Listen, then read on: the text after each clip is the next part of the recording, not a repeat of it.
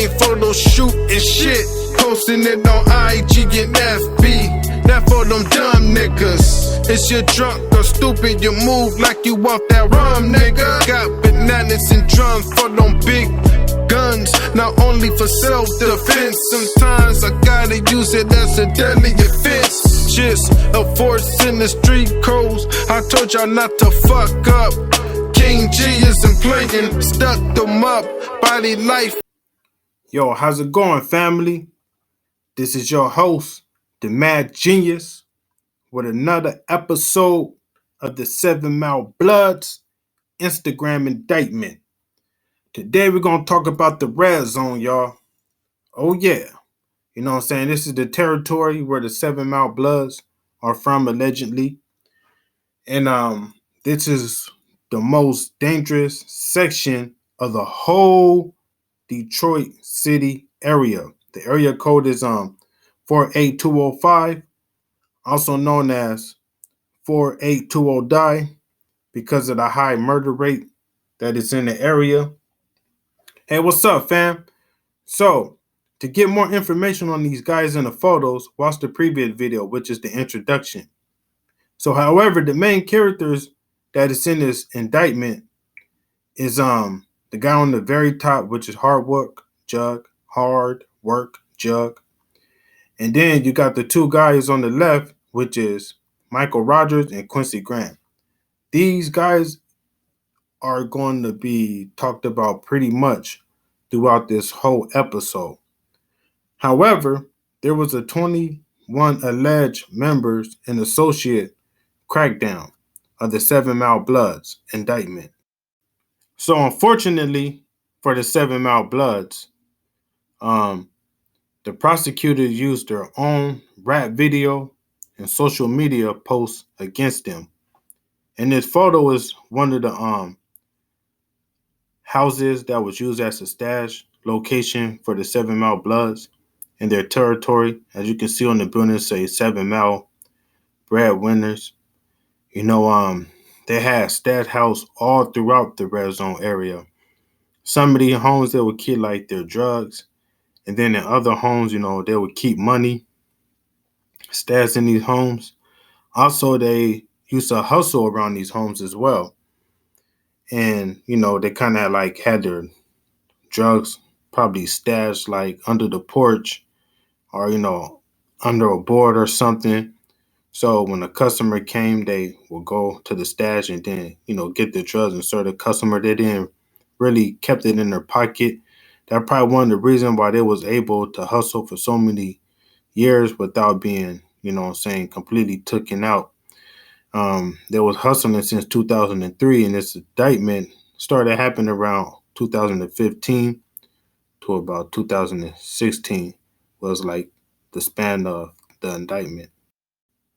So in the photograph here is a 19-year-old who was a part of, I believe it was the Maple Street gang. There was rivals of the 7 Mile Bloods. This is an Instagram picture of him. He was posted on the Instagram hit list. And Billy Arnold and I believe another guy had shot at this kid while he was in the car with, I believe, a few of his friends. One of his friends next to him got shot as well. His thumb was basically almost hanging off his hand while he was shot. He was shot in the thumb, and I believe he was shot somewhere else. This kid died instantly from the gunshot wounds. He was only 19 years old. Since 2003, prosecutors said that the gang targeted dozens of rivals that was on the Instagram hit list. And allegedly, the 7 Mile Bloods participated in 14 shootings. At least 4 homicides was actually made out of 14 shootings, and 11 of them were attempted murder. So in actuality, it been about 14 to 15 shootings that had occurred between the 7 Mile Bloods and the rival gang members. The 7 Mile Bloods is in the east side of Detroit in the 7 Mile area, just as you've seen in the picture previous to this one here. You seen the sign that said 7 Mile, and then it said E, which just means that the E stand for East Side. Because the ghetto of Detroit, you have the East Side and you have the West Side. Detroit. Both of them is considered the hood, but the East Side is known to be a little bit more grimier, a little bit more ghetto and dangerous. According to federal court records, there was over 1,000 pages that was illustrated by the prosecutors that they had gathered from Facebook posts, Instagram posts, YouTube posts, and rap lyrics to take down the 7 Mile Bloods. 1,000-page letter. You know what I mean? It just tells you the extent that these folks will go to, throw your ass under the bus. Some people, they think that they getting away because they probably been hustling for years, probably been hustling for months, and the feds haven't took them down. But what a lot of young brothers isn't realizing is that the feds, man, they gather as much evidence as they can against you, so you won't have no leverage to basically save yourself. You know what I mean? You either gotta go through their plea or go through trial, and they gather so much evidence against you that you will think twice about going to trial because your ass could get railroad. They have a 97% conviction rate, and I believe the reason why they have a conviction rate so fucking high is because they do their motherfucking homework. You know what I mean? As you can see, they had 1,000 pages reading about the 7 Mile Bloods. Motherfuckers don't even read books with that many goddamn pages. You know what I'm saying? Shit crazy. 5 defendants were facing death sentences under the federal law, even though Michigan abolished the death penalty.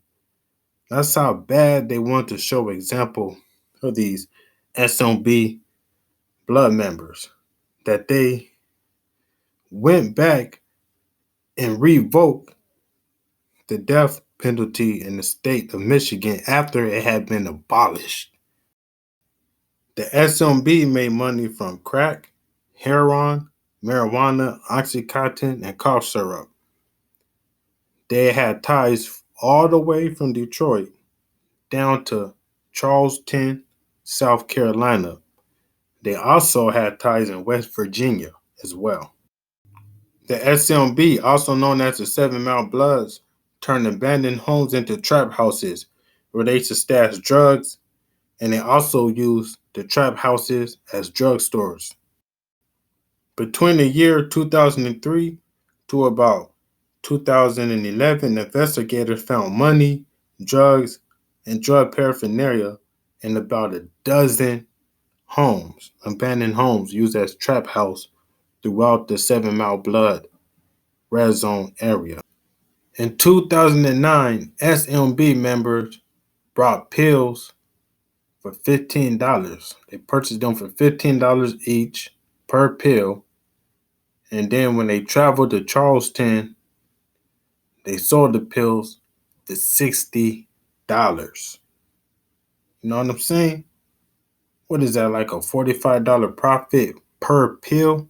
Psst, they was killing it, man. According to prosecutors, the SMB had a drug ring down south that generated $80,000 per week.